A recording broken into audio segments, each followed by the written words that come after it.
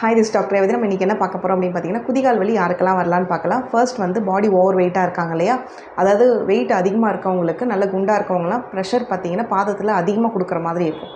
ஏன்னா அவங்க பாடி மொத்த வெயிட்டுமே வந்து பாதத்தில் ஊனி நிற்கிற மாதிரி இருக்கும். ஸோ அந்த மாதிரி டைமில் பாதம் ப்ரெஷர் அதிகமாக ஆகிறதுனால குதிகால் வலி வர ஆரம்பிக்குது. அதுக்கு அடுத்து பார்த்தீங்கன்னா, கால் பாதத்தில் வந்து பிளான்டார் ஃபேஷியான்ற லிகமெண்ட் இருக்குது. அண்ட் அது எதாவது இன்ஃப்ளமேஷன் ஆகியிருக்கு அப்படின்னா உங்களுக்கு பாத வலி வர ஆரம்பிக்கல. இதை வந்து பிளான்டார் ஃபேஷைட்டிஸ் அப்படின்னு சொல்லுவாங்க. அண்ட் அதுக்கு அடுத்து என்ன ரீசன் அப்படின்னு பார்த்தீங்கன்னா, காலில் எலும்பு வளர்ந்துருக்குன்னு சொல்லுவாங்க இல்லையா, கேள்விப்பட்டிருப்பீங்க. அது வந்து கல்கேனியல் ஸ்பர் அப்படின்னு சொல்லுவாங்க. இது வந்து கால்சியம் டெபாசிட், அந்த எலும்பில் வந்து கால்சியம் டெபாசிட் படியறதுனால உங்களுக்கு எலும்பு வளர்ச்சி வர ஆரம்பிக்குது. இதனாலையுமே கால் குதிகால் வலி வர ஆரம்பிக்கலாம். அது மட்டும் இல்லாமல் சில பேருக்கு பாதம் பார்த்திங்கன்னா ஃப்ளாட்டாக இருக்கும், ஃப்ளாட் ஃபுட் சொல்லுவாங்க. அவங்களுக்குமே பார்த்திங்கன்னா உங்களுக்கு குதிகால் வலி வர ஆரம்பிக்கலாம். இந்த ஃப்ளாட் ஃபுட்டாக இருக்கவங்களுக்கு செப்பல் வந்து அதுக்கேற்ற மாதிரி செஞ்சு போட்டிங்கன்னா உங்களுக்கு அந்த பெயின் வந்து கம்மியாகும்.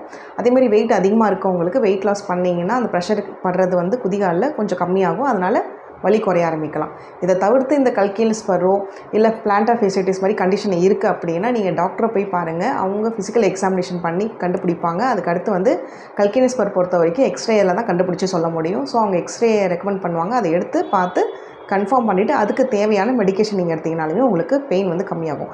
வீட்டில் பொறுத்த வரைக்கும் நீங்கள் இந்த செப்பல் கொஞ்சம் ப்ராப்பராக போடுறது, அண்ட் அதே மாதிரி வெயிட் லாஸ் பண்ணுறது, அப்புறம் சில நேரத்தில் சுட தண்ணி ஊற்றுறோம், இல்லை ஐஸ் வாட்டர் ஊற்றுறோம், இதெல்லாம் கொடுத்தாலுமே வலி ஓரளவு உங்களுக்கு கம்மியாகும். அது பண்ணியும் வலி குறையல அப்படின்னா நீங்கள் வந்து டாக்டரை போய் பாருங்கள். ஹோமியோபதியில் இந்த குதிகால் வலிக்கு நல்ல பெஸ்ட் மெடிசன்ஸ் இருக்குது.